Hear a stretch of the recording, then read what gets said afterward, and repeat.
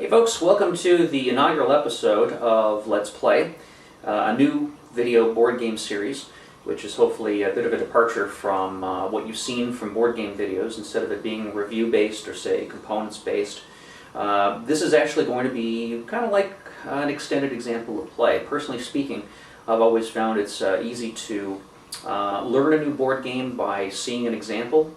And I'm hoping that by doing this video series I can help you determine two things. Number one, if the game is for you, and number two, if you opt to actually purchase the game. I'm hoping that this particular extended example of play will teach you how to play the game, and in addition to that too, I'm hoping all the rules lawyers out there will be able to watch this and let me know that I'm actually interpreting the game's rules properly. So the first game we're going to do is a fairly new release. WizKids, known for their HeroClick system. They're getting into board games more and more, and this is their highly thematic Star Trek game, Star Trek Fleet Captains. Pretty incredible components as well too, and a lot of people are saying this does actually sort of play out like a Star Trek episode, so let's give this a whirl and see what you think. Alright, so to get started, I just gotta call up to the shit. Hold on a second. Kirk to Enterprise. One to beam up. I can't do that, Captain. The transporter's on the fritz. Seriously? Aye, I'm afraid so, Captain. You're gonna have to take the stairs. I don't even know why I try.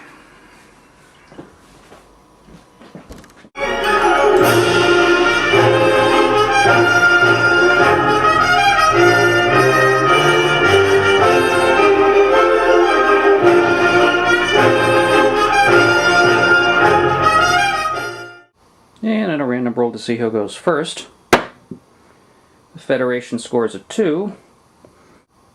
And the Klingons get a 3. Maha moves into an unexplored area of space where it encounters a Class J nebula. And in addition to that too, we have to roll now to see if there's any encounter in that space. Now they also adjust their power dial just to ensure maximum thrust to engines.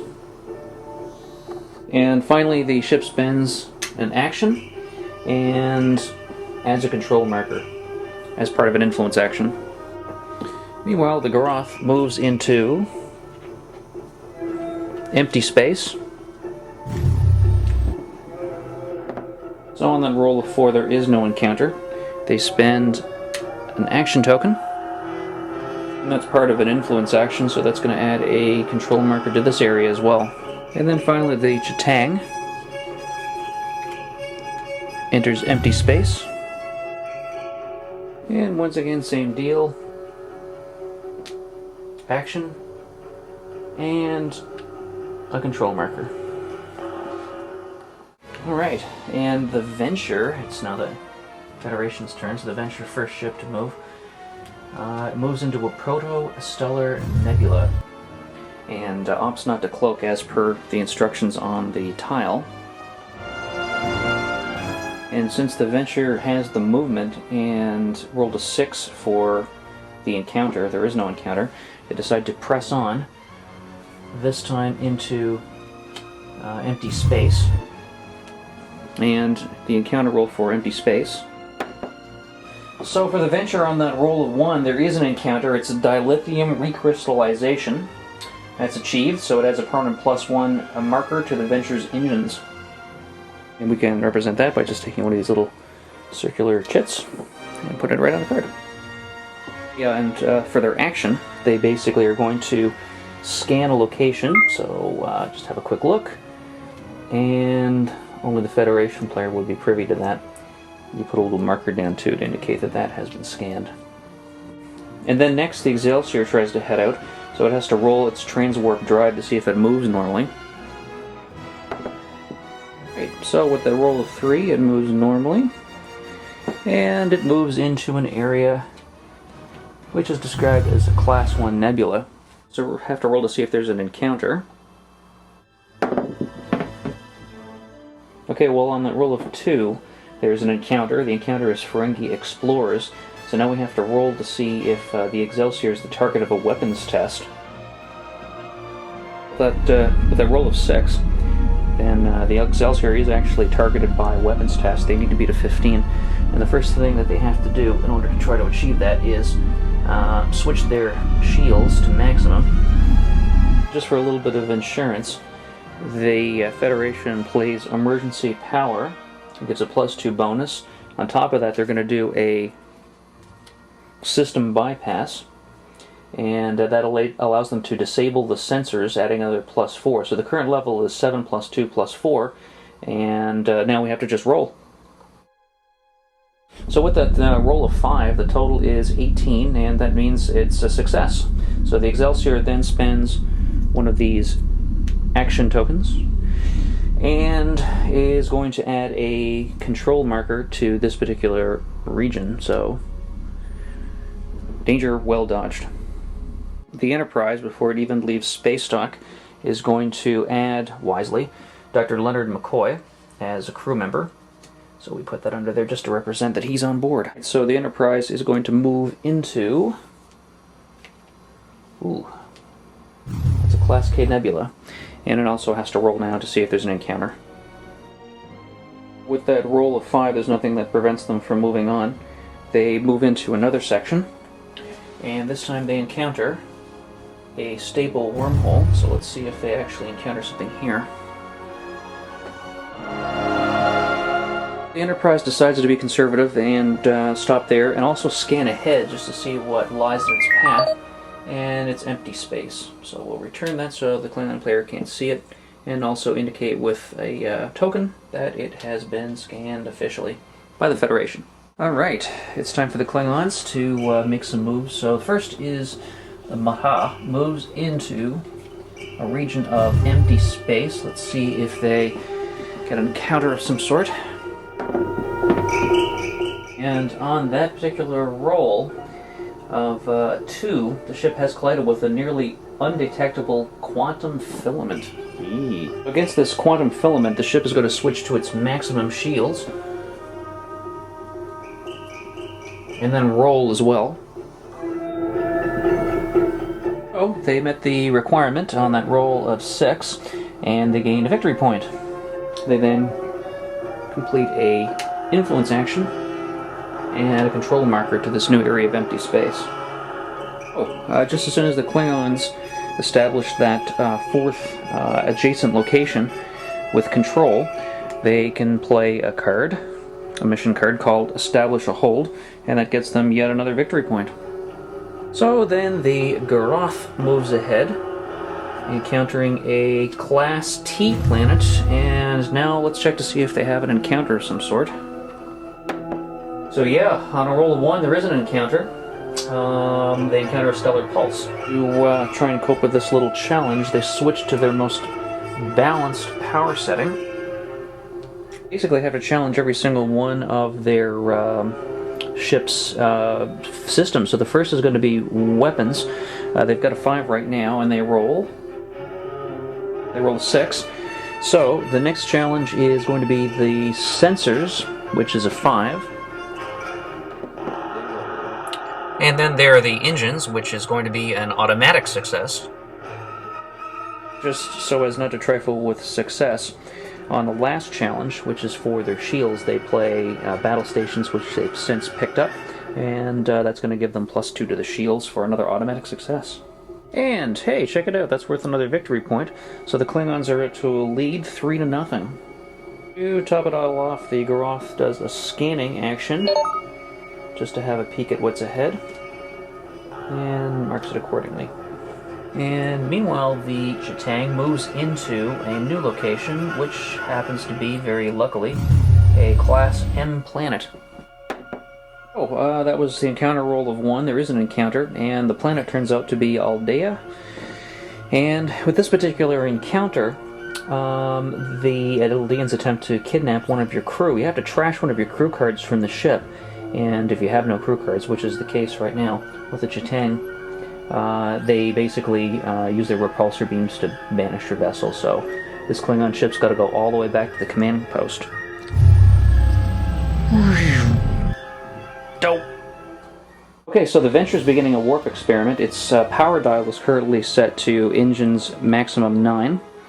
and it also has a +1 already due to the dilithium recrystallization, and plus another +2 for the experiment itself.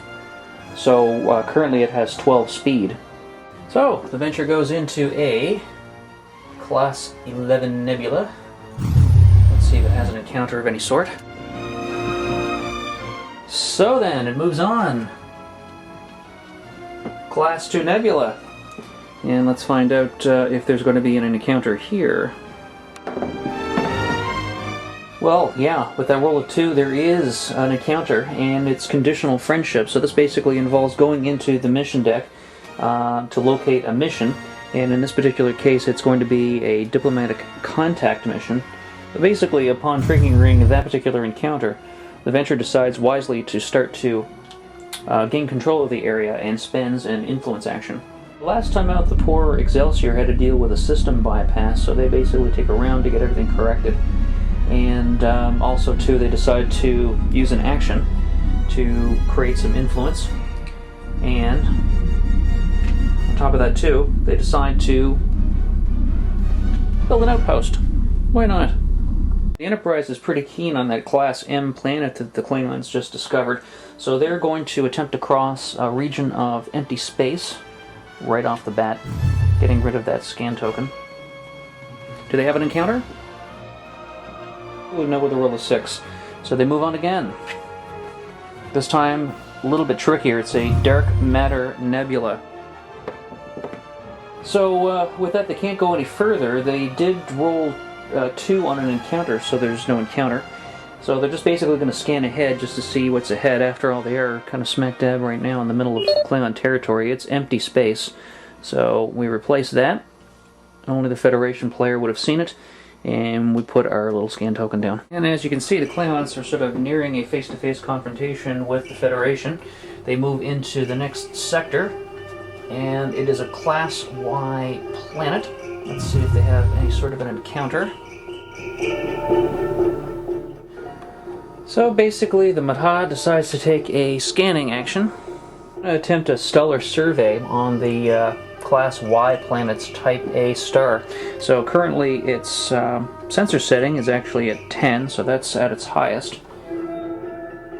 Oh yeah, after that roll of 2, they basically just barely managed to do it, but they do it. A successful nebula probe for another victory point. So that basically means that the Klingons have 4 victory points to the Federation's 0. Now it's the Garoth moving a little bit closer to the Enterprise, and en route they encounter a Class D planet. Let's see if they have an encounter. Well, that basically means that the Klingons encounter a derelict space station. So even if it is tempting for the Klingons to move ahead and try to confront the Enterprise, it just it's way too difficult to pass up a free starbase. So they spend some influence and add a control marker, and hey, instant free starbase. The Klingons really want to garrison that Class M planet and keep it out of Federation hands, so they dispatch the Chitang, and it just barely has enough movement. It's got 6 to its engines, so it's got a size 3 and size 3, and they're able to get there. And just to be extra sneaky, the Klingons decide that they're going to take a cloaking action. So the ship's removed from the board, replaced by the token, and now it's in the cloaking status. And the Venture continues its warp experiment, and this is turn 2. So really, instead of going anywhere, it attempts a level 15 sensor test action to complete diplomatic contact. The current sensor level is 12, and let's see what they roll. Yeah, not enough. Just rolled a 2, getting a total of 14. Excelsior would like to rendezvous with the Enterprise at that Class M planet. So first of all, it's their intent to go through the emission nebula. Let's see if they actually make it with their transport drive roll. So, yeah, with a roll of 6 for transport drive, its movement is actually doubled. It passes through the emission nebula. And let's check on an encounter. So it decides to keep on trucking, getting dangerously close to the Klingon ship. And it decides it's going to move into the Class 9 nebula. And let's check an encounter.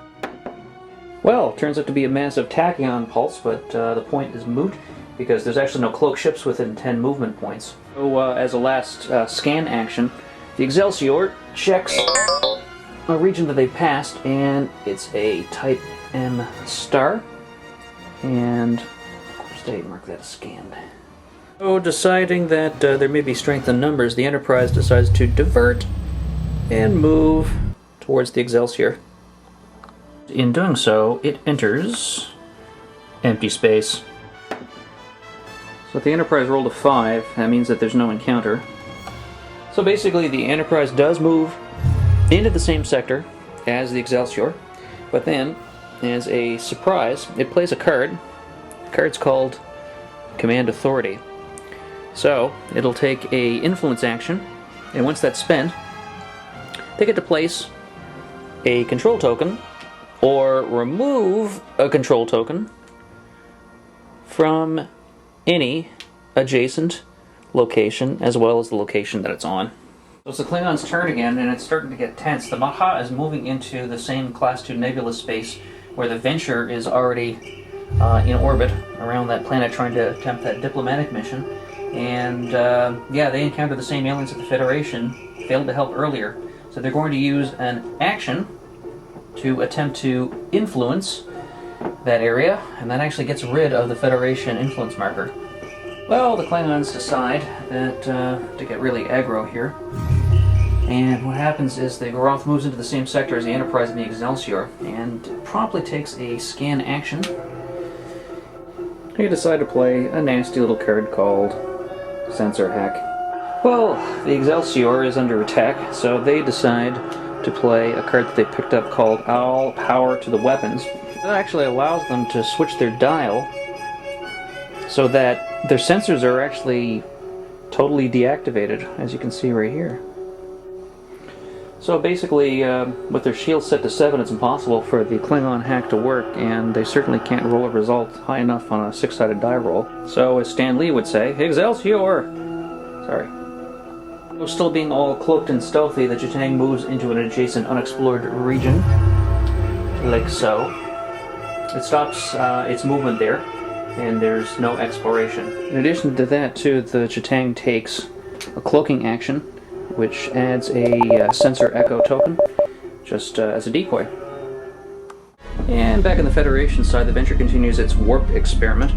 This is turn 3 for that, and instead of going anywhere, it uses an influence action and returns its control marker. The Enterprise and the Excelsior are now moving together as a task force, and they're going to attempt to break away from the Goroth. So to determine if this is successful or not, the combined ship size is what you have to look at. So the Enterprise and the Excelsior together total 5 versus the Goroth's 3. Federation rolls, and the Klingons roll. The Federation total is going to be 8, and the Klingon total is 7. So, hey, they do it. Excelsior's transwarp drive roll is 5, so that means that they've got double movement, so that means BAM! It's gone. And both ships move to the Class D planet together, hopefully to investigate a geological study. So in order to tackle this, the Enterprise is going to switch to a power level of 3, and the Excelsior is going to switch to a power level of 6. So, if you look at the actual stats, they're automatic success, because now the Enterprise has a level of 9, and the Excelsior has a level of 10. So combined together 19, even if they roll a 1, they succeed. The Federation's on board with a couple of victory points. So, tired of all the diplomatic crap, the Maha, completely frustrated by their lack of progress in the diplomatic arena, decide that they're going to attack the Venture with a combat action. Decide they're going to crank their weapons up to 13. As if that isn't nasty enough, they've also since drawn and are now playing a heavy armament card. So basically, as an interrupt, the Venture switches to the highest possible shield setting and also plays in a defense all power to shields. You'll also notice too, for the purpose of the warp experiment card, that the Venture is still at its highest possible engine setting here at setting 5. The attacking Klingons roll, and the defending Federation rolls. Temporarily at least, the Venture's shields hold. The Chitang, still cloaked, moves past the Class D planet and arrives in the exact same location as the Garoth. She then decides to decloak. Okay, well, with the Chitang, they're going to switch their sensor setting to make sure they've got maximum sensors. That's giving them a 6. And the Garoth is already at the maximum sensors, giving them 5. Total of 11. And since they have can both spend an action to tackle the Nebula probe mission, they actually can succeed without a roll, which means they have now currently a total of 5 victory points. Not too shabby. The Venture is continuing its warp experiment. This is actually a final turn, turn 4. Now, in addition, the Venture decides to switch back to power level 2. So this will actually keep their engines at max and also get their sensors back up to level 12. And once again, they're going to attempt this incredibly stubborn situation, which is the diplomatic contact as a result of the conditional friendship encounter. You'll note that her current sensor level is at 12, so then we have to roll. Okay, well, with that roll of 5, that gave them a grand total of 17, and that means that their diplomatic contact mission is successful finally. That means that they gain +1 victory points, and as if that wasn't good enough, this turn actually represents the end to the warp experiment, so they gain another 2. They're now at 5 and have, just like that, tied with the Klingons. Here's an additional bonus for completing that conditional friendship / diplomatic contact mission. The Federation also get, a free outpost. And continuing the Federation turn, the Enterprise and the Excelsior, by the way, the Excelsior rolled a 5 for its transwarp drive, so its movement's doubled, continue to move as a task force, first through empty space, and then into the Class J Nebula. An action to scan that nebula. Given their current sensor settings, they have a base of 19 before they even roll, so even a roll of 1 would be a success. On a difficulty 20, that means they complete yet another mission, which is the nebula research. Means the Federation player is now actually in the lead, 7 points.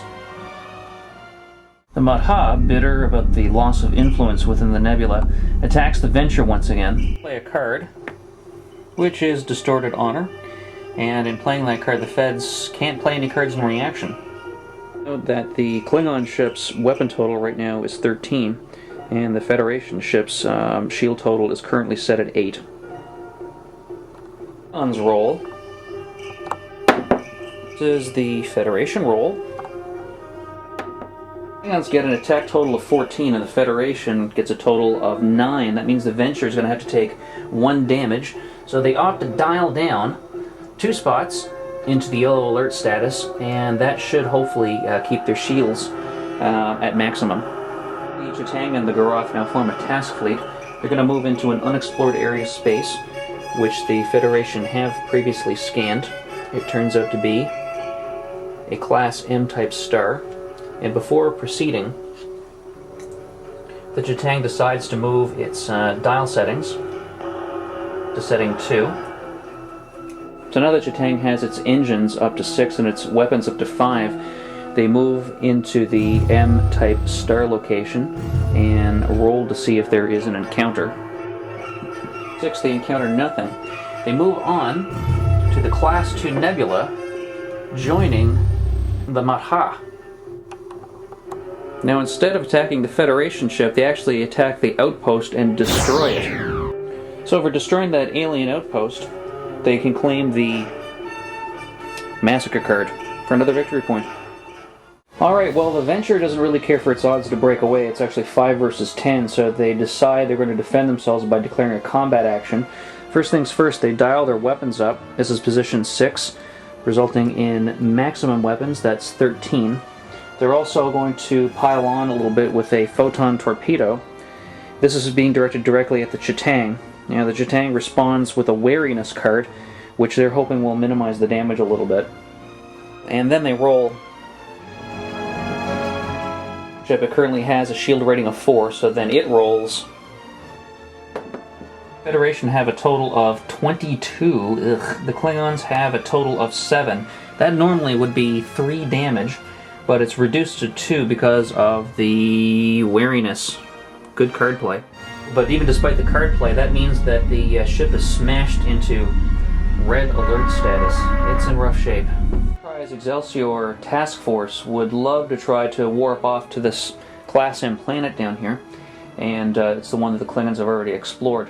The move would cost them 6, giving them a pretty easy trip to the planet. Unfortunately, the Excelsior rolls. Excelsior's fancy transwarp drop cuts out. It leaves the ship stalled in place, and she's stuck where she is. The ship just basically does an influence action and removes the Klingon control token in that area. The Enterprise proceeds on alone. The Enterprise's sensors at its current setting is at 9, but they play a really awesome card called a Level 1 Diagnostic that actually gives them a +8 bonus. As a result, she easily completes the secret mission which they've been harboring, which is called Reconnaissance, and that is going to give the Federation their 8th victory point. In one last play, actually, to steal the game from the Klingons, they also play another secret mission which is called Zero Losses. The Federation haven't lost any ships up to this point in time, so they gain another 2 victory points, and that's all they need for victory. Alright, so I guess only one question remains, and that is what I think of Star Trek fleet captains. And I gotta say, I dig this game. I really like games that have a solid narrative, that have a cool story, and this has it in spades. You saw it actually in the examples with the attempted sensor hack, for example, and the attack on the Klingon ship. So, you know, they really do feel like little moments taken from episodes of the television show or from the motion pictures, so I like that. I'm also a big fan of the HeroClix mechanic for the miniatures themselves. You can switch back and forth between the power settings, so that actually does simulate the Star Trek vessels quite nicely. There are a couple of downsides, though. They did get a little chintzy with the cardboard used for the cards and the tiles, and I felt that those could have been a little bit better, but I understand that most likely WizKids did it because they wanted to save on production costs and keep the game at least reasonably inexpensive. And the second thing is that there are just so many different little scenarios and situations that can arise from the ships, from the missions, from the cards that you play, that the game's probably going to have a pretty healthy FAQ debate, at least for the foreseeable future. But having said that, though, if you keep your ear to the ground on Board Game Geek, and if you apply a little bit of logic, you can pretty much muddle through any situation that may arise. So yeah, Star Trek Fleet Captains, thumbs up, solid game, and I just want to say thanks for joining me on this very first episode of Let's Play. We will be back soon. So until then, remember, keep your shields at maximum and bring along some red shirts. Take care and play on.